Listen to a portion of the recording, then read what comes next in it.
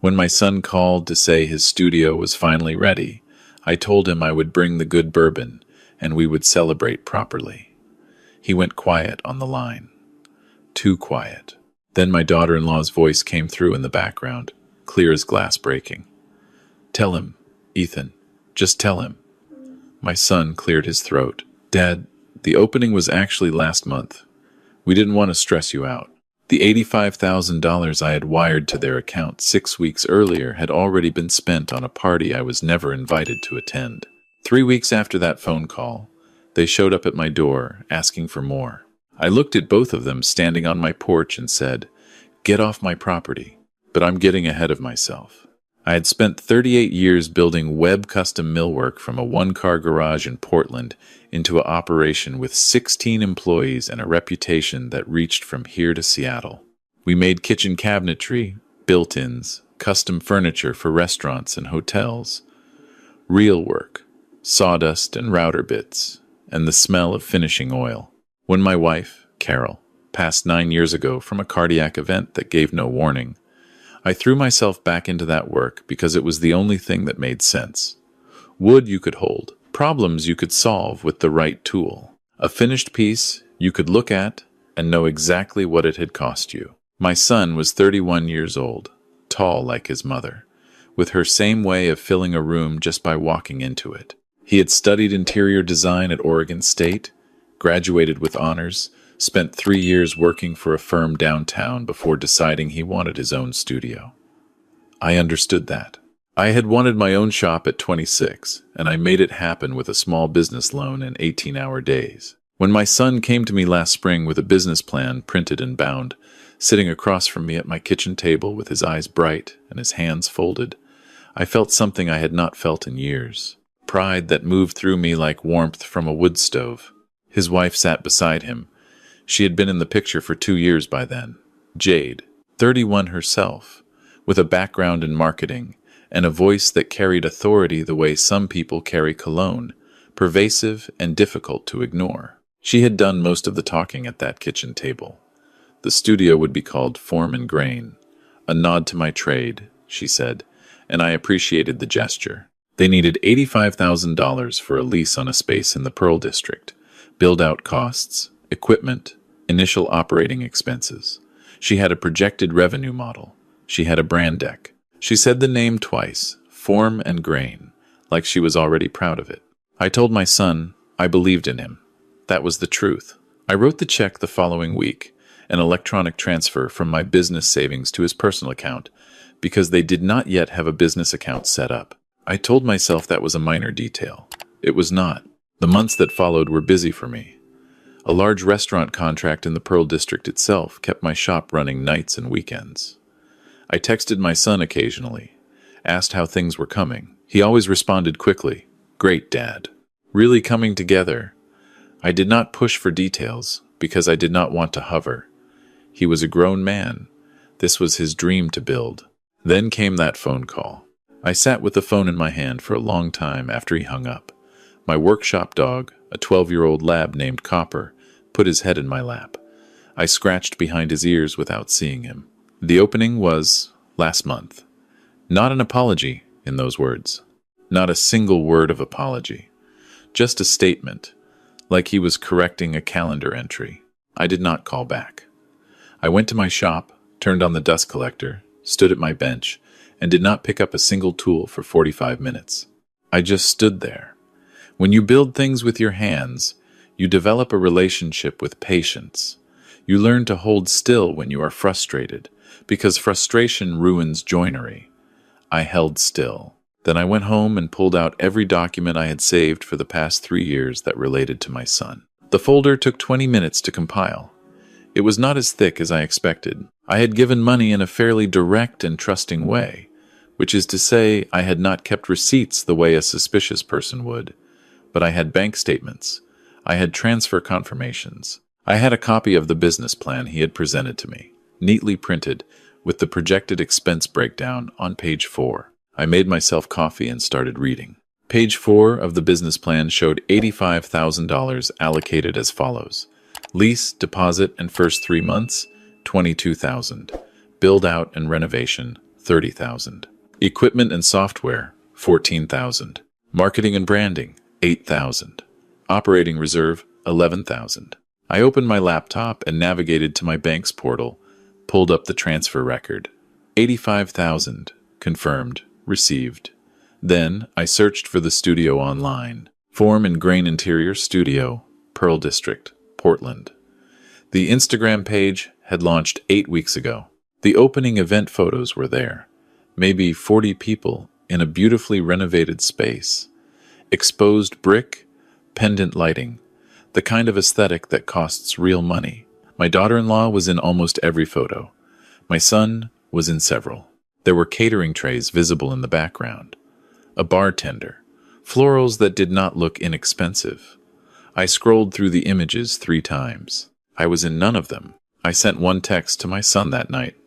I'd like to see the studio this week. When works for you? He replied within a minute. Of course, Dad. Thursday evening? I said Thursday worked fine and set my phone face down on the counter. I did not sleep well that night. Not from anger, exactly. From the beginning of an understanding I was not ready to complete. Thursday came. The studio was genuinely beautiful. I will give her that. The space had been transformed with real care and real eye. Warm wood accents, which I suspected were a nod to me. Clean sightlines. A client seating area that felt expensive without screaming it. My son showed me around with the enthusiasm of someone who had made something real. I felt the warmth again, and for a moment, I let myself enjoy it. Then my daughter-in-law spread the budget reconciliation on the conference table. She called it that, budget reconciliation, the way an attorney calls a lie a misrepresentation. I looked at the numbers. The line items did not match page 4 of the business plan. The build-out had come in at $19,000, not $30,000. The equipment at $9,000, not $14,000. Marketing at $4,000, not $8,000. Operating reserve was listed at $6,000, not $11,000. The math was obvious. If the actuals were significantly lower than projected, there should have been money left over. There was not a single dollar listed as remaining balance. I asked where the remaining funds had gone. My daughter-in-law looked at me with the patience of someone explaining a traffic law to a tourist.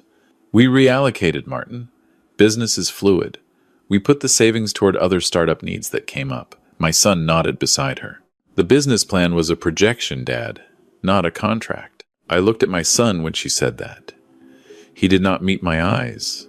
I drove home with both hands on the wheel and the radio off. I had the feeling I always got when a repair on a piece of equipment was more serious than the surface suggested. The kind where you pull one thing apart and find another problem underneath and another beneath that. I went home. I opened a spreadsheet. I started going back further than 6 weeks. 3 years of supporting my son's life in Portland. I had not added it up before because I never thought of it as accumulation. I thought of it as fatherhood. When he moved back from Bend after a bad breakup, I had paid first and last month on his apartment, $4,000. When he needed a new car after his transmission failed, I co-signed his loan and had been making 60% of the payments for 18 months, $22,000 so far and counting. When he and my daughter-in-law got married 2 years ago, I paid for the rehearsal dinner and the honeymoon because she had a large family and her parents had paid for the ceremony itself, $12,000. Graduate portfolio materials, when he needed to reprint his whole body of work for a career pivot, $1,800. Medical expense gap, when he changed jobs and had a coverage lapse, $3,200. I added the column twice. Before the studio investment, I had quietly put $124,000 into my son's adult life. Not loans. I had never asked to be repaid. I had never tracked it. I had never told him the total because I did not want him to feel the weight of it. I wanted him to feel supported. I sat back from my desk and looked at the ceiling. Then I added the studio money, $209,000. And that was only what I could reconstruct from records I happened to keep. I was 62 years old. I had built a business worth something. My retirement accounts were healthy. My house was paid off, but I was not wealthy in the way people assumed when they saw my shop's reputation. I was comfortable because I had been careful for 4 decades. $209,000 was not nothing. I picked up the phone and called my attorney. Susan Mercer had handled my business contracts and commercial lease renewals for 11 years. She was precise and unhurried in a way that I had always found steadying. I told her I needed to talk about asset protection and estate planning, possibly some trust work, and that I would rather do it sooner than later. She had an opening the following Tuesday. In the meantime, I called a forensic accountant I had used twice before for business disputes. Ray Kowalski, 50s, methodical, the kind of man who could find a misallocated $400 transaction in a stack of 3 years' worth of statements. I told him I needed an analysis of how $85,000 had actually been spent, and that I had the business plan projection to compare against actuals. He said he would need bank records from the business account if one existed, which I would have to obtain through my son's cooperation or through other means. I said I would work on that. I called my son that evening. I told him I was putting together my own financial records for tax purposes, and that I needed to see the studio's account statements for the past 2 months. Routine, I said. He hesitated. I could hear her in the background, that particular quality of silence that was not silence at all. I'll have to get those together, Dad. Give me a few days. 3 days later, he sent me a PDF. It was 7 pages. I forwarded it to Ray that same evening.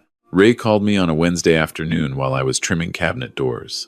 I stepped outside to take the call. Martin, the actual build-out and equipment came in significantly under budget. That's documented. He paused. The differential, the money unaccounted for by business expenses, it's significant. About $41,000. I can account for roughly $43,000 in legitimate studio costs. The remaining $42,000 went somewhere else, but not to the business. I asked if he could tell me where. Not from these statements alone. The transfers out go to a personal account that isn't yours, and isn't your son's studio account. There's a third account receiving funds. He gave me the partial account number visible in the transfer records. I'd need more documentation to trace it further, but this is enough to establish that the funds were diverted from their stated purpose. I thanked him and went back inside to finish the cabinet doors. My hands were steady. I focused on the work. That evening I drove to the county assessor's website and searched property records. My daughter-in-law's name appeared on a deed filed 4 months ago. A condo in the South Park blocks, purchased for $312,000. Not a joint deed with my son. Her name alone. I sat with that information for a long time. Then I opened my legal pad and wrote action items at the top of a fresh page. Susan's office was in a converted Victorian on SW Broadway, the kind of building that had survived 100 years of Portland's reinvention.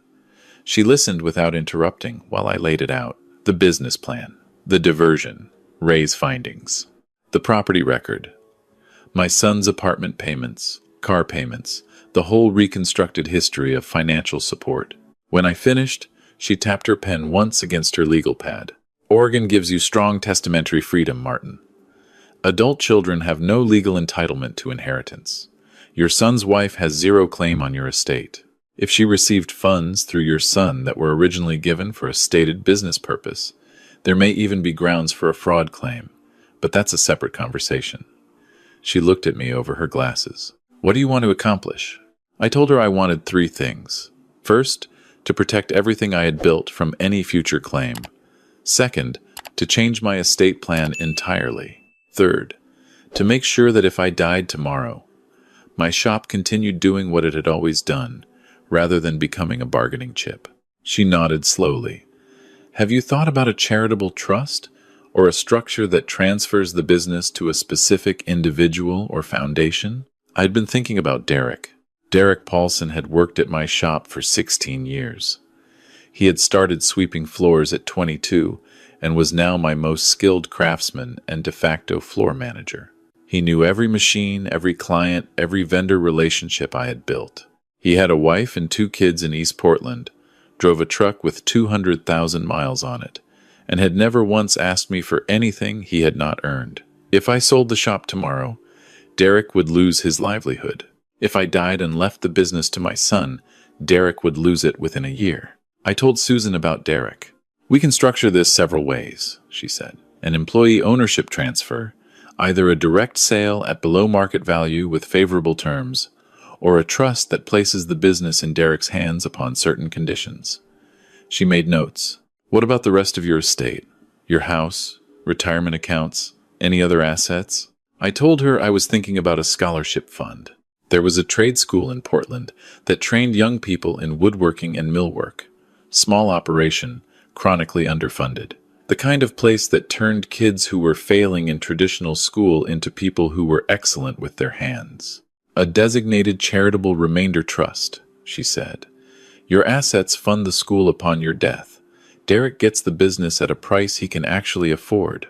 Your son receives nothing beyond what you choose to give him while you're alive. She paused. Which, going forward, you would give him nothing. I said that was correct. She set down her pen and looked at me the way people look at you when they want to ask if you're sure without asking directly. I said I was sure. I drove to my shop from her office and spent the afternoon teaching a new hire how to read wood grain before cutting. Normal work, the kind that asked nothing of me but my hands and attention. My phone buzzed twice that afternoon, both times my son's name. I let it go to voicemail both times. The voicemails said the same thing with slight variations. Dad, I know you wanted those statements. I hope everything's okay. Call me when you get a chance. He did not yet know that Ray had already finished the analysis. He did not yet know about the property record. That evening, my daughter-in-law called from her own number. I watched it ring. A week passed. I met with Ray a second time, reviewed his written report, had him add 2 additional sections documenting the timeline of transfers in relation to the studio's stated build-out schedule. The report was 41 pages and it read like exactly what it was. A precise financial autopsy of a betrayal. I had 4 copies made and bound. 1 for me, 1 for Susan, 1 for a safe deposit box, 1 sealed in an envelope in my desk drawer at home. Then something shifted. The way it always does when one party in a dispute realizes the other has gone quiet. My daughter-in-law posted on her Instagram stories.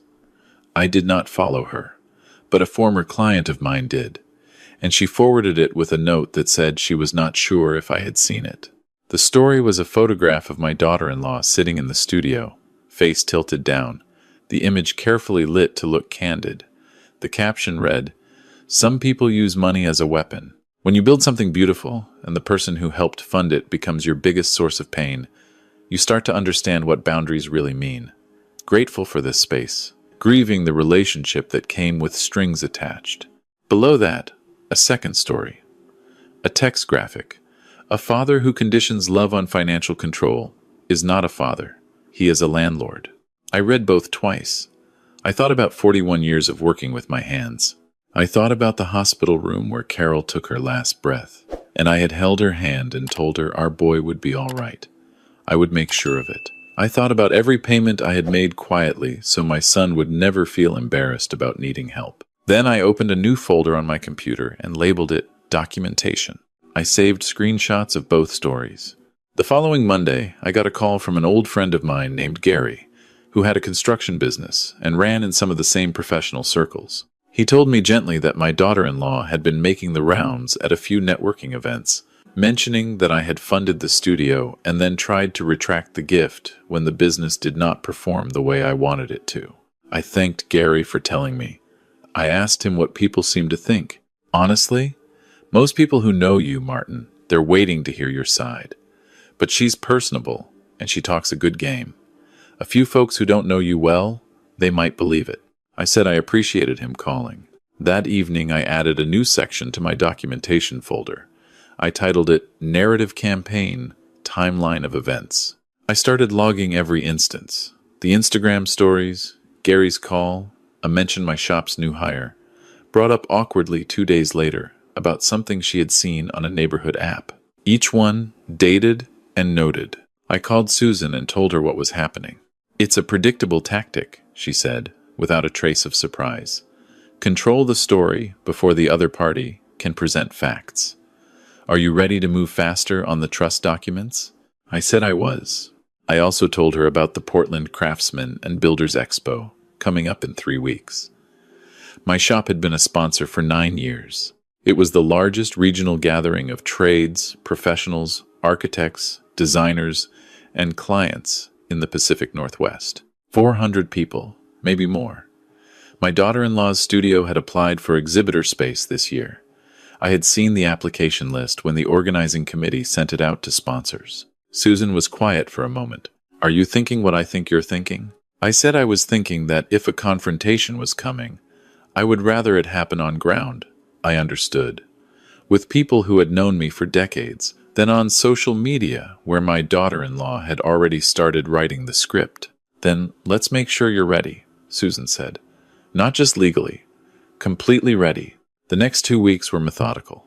I met with Derek on a Tuesday evening after everyone else had gone home. We sat in my office with the door closed and 2 cups of coffee going cold between us. I told him what I was planning: the business transfer, the terms, the timeline. I watched his face go through several things in rapid succession. Confusion, then something close to grief, then a very careful stillness. "Martin, I don't know what to say." "You don't have to say anything tonight. Think about it. Talk to your wife." I slid a folder across the desk. Susan drafted the preliminary terms. "The price is well below market. The payment structure gives you 10 years. The shop's reputation and client list transfer with it." He picked up the folder but did not open it. "Is everything okay with your family?" "It will be," I said. He called me 2 days later to say yes. I signed the trust documents on a Thursday morning at Susan's office. My house, my personal savings, my retirement accounts, all of it designated to the Portland School of Woodworking and Applied Trades upon my death. The business transfer to Derek would begin on a formal payment schedule the following month. My son was named nowhere in the document. My daughter-in-law was named nowhere in the document. Susan applied her notary seal and slid the copies across the table. "Any chance of changing your mind?" She was not trying to talk me out of it. She was being thorough. "None," I said. "Then this is as solid as it gets." The expo was held at the Oregon Convention Center on a Friday evening in late October. I arrived at 6, wearing the charcoal blazer I kept for professional events. Webb Custom Millwork sponsor display was near the main entrance, as it had been for the past 4 years. I shook hands, talked shop with contractors and architects I had known since the 90s, had a glass of club soda, and listened to a panel discussion about supply chain changes in hardwood lumber. I saw them arrive at 7:15, my son in a sport coat that was slightly too large, my daughter-in-law in a dark dress with the kind of quiet elegance that takes effort and money to project. They had a table near the back. "Form and grain," the sign read, with a portfolio book open and some printed materials fanned out. She worked the room efficiently, moving from conversation to conversation, her body language purposeful. I did not approach them. I stayed where I was and let the evening proceed. Around 8:30, during the intermission between the panel discussion and the award presentations, the room's energy shifted. I saw my daughter-in-law moving toward the front. My son followed 2 steps behind. She exchanged a word with one of the event staff near the podium and was handed the wireless microphone. The room settled into attention the way rooms do when someone takes a microphone uninvited but with confidence. "Thank you. I'm so sorry to interrupt." Her voice carried the kind of practiced warmth that a good communicator develops. "I know this isn't the time or place, but I'm standing here next to my husband, and across this room I can see his father, and I think it's important to say something." She paused, looked toward where I was standing. "Martin, we know we made mistakes. We know communication broke down. But you're Ethan's father, and we love you. And if there's any chance we can find a path back to each other, we're asking for it publicly because private conversations haven't worked." She held the microphone toward my son, who added, voice thick, "Dad, please." 400 people looked at me. I recognized the construction. I had watched it being built for 2 weeks in real time, on social media, at networking events, in the quiet work of reframing a story before the other person could tell it. Refuse, and I was the cold, controlling father. Accept, and I validated a narrative built on $41,000 that had vanished, and a property my daughter-in-law purchased in her name alone. I walked toward the podium. The crowd shifted to let me through. My daughter-in-law extended the microphone with a smile that did not reach her eyes. I took it. I looked out at the room. Contractors, architects, designers, shop owners, clients, people who had known me since I was running a one-man operation out of a borrowed garage. People who had seen Jade's Instagram stories and heard the version of events she had been distributing at events like this one. "Thank you for the opportunity," I said. "I want to tell you about Foreman Grain." Behind me, the presentation screen that had been showing Expo sponsor logos flickered. I had coordinated with the AV team 2 days prior. 18 months ago, my son came to me with a business plan for an interior design studio. I was proud of him. I believed in him. I wired $85,000 to his account the following week. I let that land. The business plan projected costs of $85,000. The actual costs came in around $43,000. A forensic accounting analysis I commissioned 2 weeks ago documents that the remaining $42,000 was transferred to a personal account. The screen behind me showed Ray's summary table. Categories, amounts, dates. That personal account is registered to my daughter-in-law. She had taken a step back. Her expression had not changed, but the quality of her stillness had. Additionally, a property record filed 4 months ago, 1 month before the studio opened, shows a condo in the South Park blocks purchased in my daughter-in-law's name alone. The purchase price was $312,000. The property record appeared on the screen. My son has no ownership stake in that property. My son was standing very still beside her now. He was not looking at me. He was looking at the floor. I understand my daughter-in-law's perspective. She built something real. The studio is genuinely beautiful. I will say that.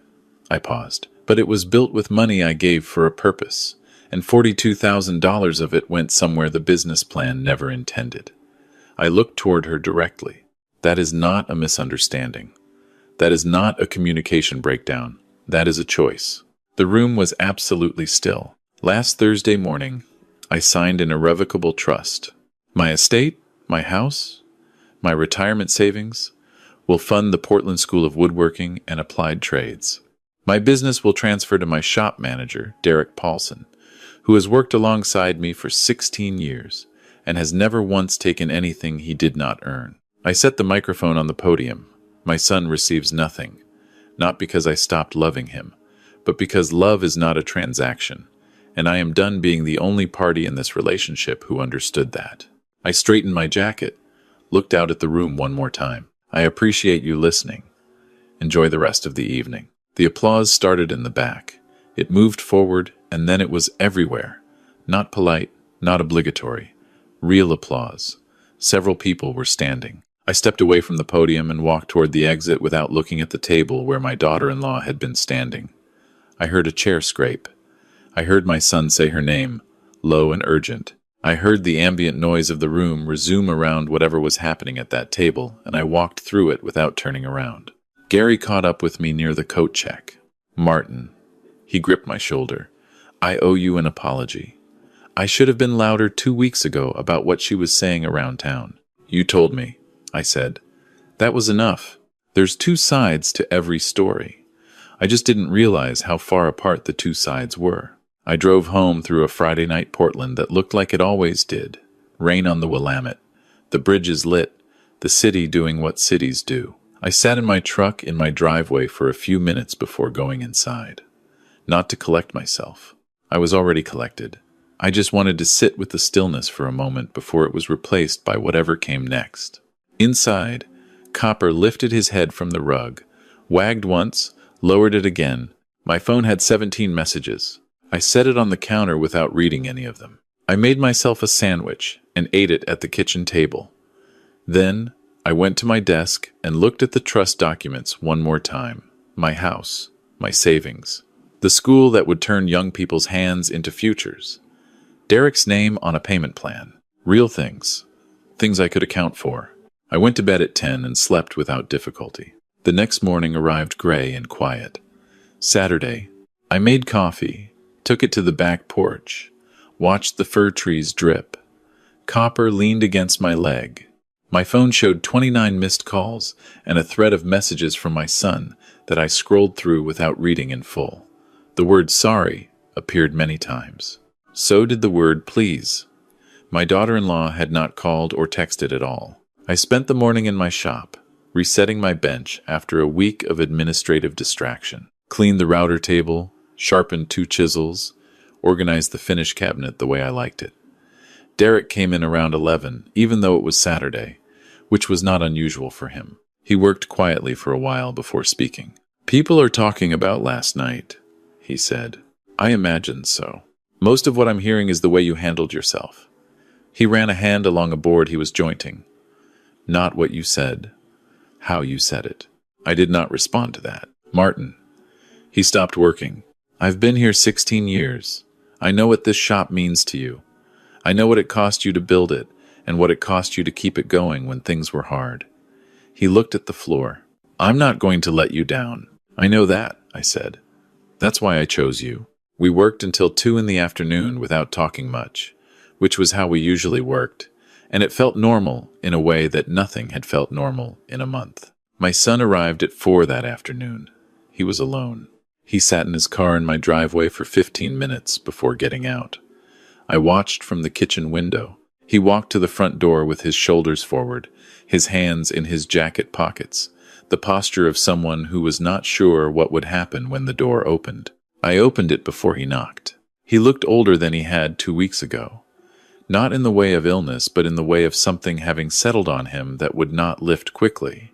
"Dad." I did not step back to invite him in. I stood in the doorway. "I know I don't have the right to ask anything from you," he said. His voice was steadier than I expected. "I'm not here to ask. I just needed to say something to your face." I waited. I knew about the transfer. He said it with his eyes on mine, which I gave him credit for. Not the full amount.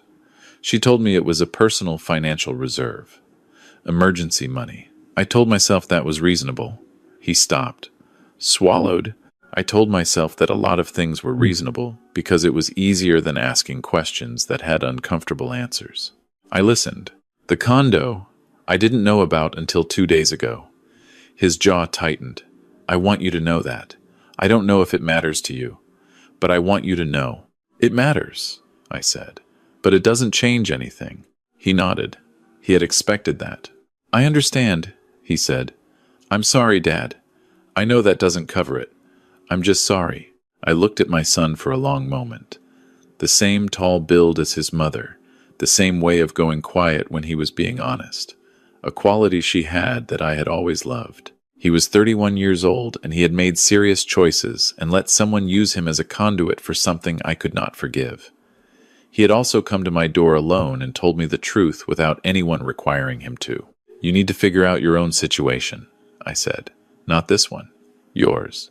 What you're going to do about a marriage that used you to take from someone who loved you." His throat moved. "That's a question only you can answer," I said. "But it's the one that actually matters now." He stood on my porch for another moment. Then he said, "I know." He stepped back, turned, walked to his car. He did not look back, which was the right call. Some goodbyes are not improved by prolonging them. I closed the door, locked it, went back to the kitchen, and finished the glass of water I had left on the counter. Through the window, I watched his car back out and turn down the street. His brake lights disappeared at the corner. My phone rang. Susan's name. "I heard from Morrison and Associates," she said. "Your daughter-in-law retained them Friday afternoon, right after the expo. They called me this morning." "What are they claiming?" "Breach of oral contract. Promissory estoppel. Claiming you made representations about ongoing financial support for the business, and that she relied on those representations to her detriment." Susan's tone was even, almost dry. "They're also floating the phrase unjust enrichment, which, given what Ray's report documents, is a fairly remarkable claim. Can they do anything? Legally? No. Oregon law is clear. You can pursue a claim against her for the diverted funds if you choose. She cannot successfully claim entitlement to your estate or future support." A pause. "I'll send a response letter this week. Polite, firm, documented. It'll be the last thing they file before realizing they have nothing." I thanked her and set the phone on the counter again. That evening I drove out to the Portland School of Woodworking and Applied Trades on SE Division, the one I had designated in the trust.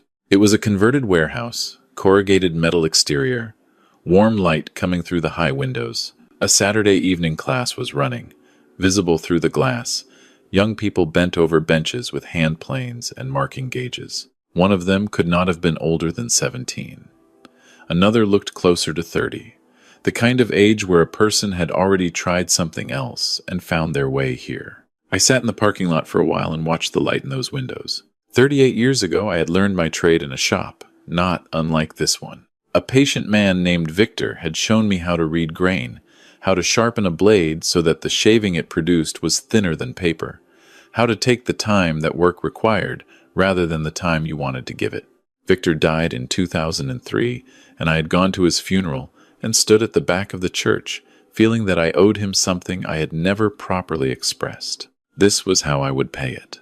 I pulled out of the lot and drove home through the Saturday evening city, past the Saturday evening people with their Saturday evening lives, the restaurants and the dog walkers and the couples on the streetcar and the old man on the corner waiting for the light. Portland in October, gray and rain-polished and indifferent to any individual person's particular reckoning. I made dinner. I sat at the table where my wife and I had eaten thousands of meals, where my son had done his homework and spilled orange juice and grown from a boy who needed everything into a man who had made some very serious mistakes and had, at the end of it, come to my door alone and told me the truth. I thought about what came next. Susan had mentioned a fifth possibility, something she called a prodigal clause in wills, a provision that allowed reinstatement of a beneficiary if specific conditions were met over a specific period of time. Real conditions, not apologies and promises. Actions over time. Accountability measured in years. I had not asked her to add it, not yet. But I thought about it at that kitchen table, and I thought about my son driving away in the dark, and I thought about the 17-year-old at the woodworking bench, bending over a hand plane with the specific concentration of someone discovering what their hands could do. I left the question open. That is the right thing to do with questions that do not require an immediate answer. I washed my plate and glass and dried them and put them away. I let Copper out one last time and stood on the back porch while he made his rounds of the yard, sniffing the fence line the way he always did, the same route every night like he was maintaining a territory that had never once changed. The rain had stopped. The air smelled like wet fur and pavement. Somewhere down the block, someone was burning applewood in a fireplace, the sweetest smoke there is. I had 38 years of work behind me that was going to continue doing something meaningful after I was gone. I had a man I trusted absolutely now running the shop I had built. I had documents drawn up properly, and filed and witnessed, and impossible to undo without cause that did not exist. I had made decisions based on facts rather than anger, on clarity rather than grief, on the kind of cold-eyed accounting that 38 years with my hands in the work had taught me was the only way to solve anything correctly. I called Copper in from the yard. He came without needing to be called twice. That dog had never once taken advantage of my trust. I scratched behind his ears for a long time in the quiet kitchen. Then I turned off the lights and went to bed. Tomorrow I would go back to the shop. There was a kitchen cabinet project for a new restaurant on NW 23rd that needed my attention. A set of custom built-ins for a house in Lake Oswego, a young hire who was still learning how to move around a table saw without thinking about it. Real work. Work that made something a person could stand in front of and know exactly what it had cost to build. I closed my eyes. The house settled into its nighttime sounds. No dread in the corners. No weight of obligation owed to someone who had never understood what obligation meant. Just a house. Just a man. Just the rest of a life that still had a great deal of work left in it. If this story meant something to you, leave a comment below and tell us where you're watching from. Hit like if you think Martin made the right call. Subscribe so you don't miss the next one. We'll see you there.